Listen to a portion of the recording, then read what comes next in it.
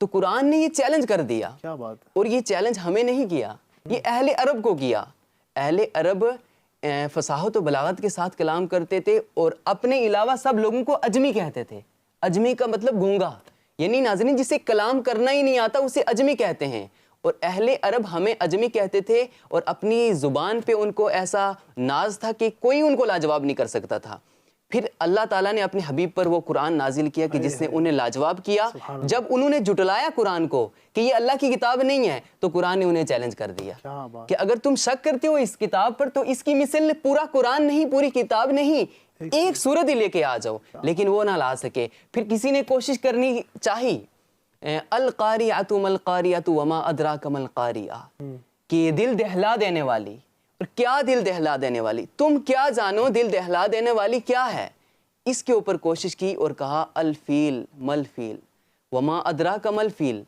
اور اس پر بچے ہی ہنس پڑے کہ ہاتھی, تم کہہ رہے ہو ہاتھی, ہاتھی کیا ہے اور تم کیا جانو کہ ہاتھی کیا. ہاتھی کے بارے میں تو بچہ بچہ جانتا ہے, اس کا جو ہے ایک دم ہوتی ہے, اس کا تو ہاتھی کے بارے میں تو سب جانتے ہیں, یہ تم کیا بنا کے لائے ہو. تو وہ بچے ہی ہنس پڑے اس پہ. یعنی قرآن بنانے چلا تھا اور ایک بے تکی سی بات جو ہے مذاق خیز ہنسی والی بات بنا دیا. تو یہ چیلنج قیامت تک کے لیے, آپ تاریخ کو دیکھ رہے ہیں, ابھی بھی دور حاضر میں بھی دیکھتے چلیں, اور قیامت تک یہ ایسے ہی رہے گا کہ بڑے لوگ آتے ہیں اور قرآن پہ کمی بیشی کا دعویٰ کرتے ہیں اور کسی طرح کا بھی دعویٰ کرتے ہیں. کچھ لوگ ہیں جو کہ گھٹانے کا دعویٰ کرتے ہیں کہ اس میں یہ آیت نکال دی جائے یا یوں کر دیا جائے. تو اس طرح کی جو بھی مطلب قیامت تک جو بھی چیلنج اس طرح کا کریں گے وہ خار ہو جائیں گے. وہ صرف ان کے پاس باتیں ہیں, باقی وہ کر کچھ نہیں سکتے, کچھ کر نہیں سکتے. کیوں؟ کیونکہ اللہ تبارک و تعالیٰ نے فرمایا انا نحن نزلنا الذکر وَإِنَّا لَهُ لَحَافِظُونَ, یہ قرآن ہم نے نازل کیا ہے اور اس کی حفاظت بھی ہم خود ہی کریں گے. کسی کتاب کی حفاظت کا ذمہ رب پر نہیں ہے. رب نے تورات اتاری, انجیل اتاری, زبور اتاری, لیکن ان کا ذمہ جو ہے ان کی حفاظت کا رب نے اپنی ذات پر نہیں لیا.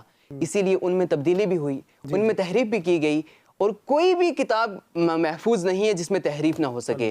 لیکن اس کتاب کا ذمہ رب نے خود پہ لے لیا ہے. تو اب اگر کوئی کوشش بھی کرتا ہے کہ اس میں سے کوئی آیت کم کر دی جائے, کوئی زائد کر دی جائے, تو یہ کبھی بھی نہیں ہو سکتی.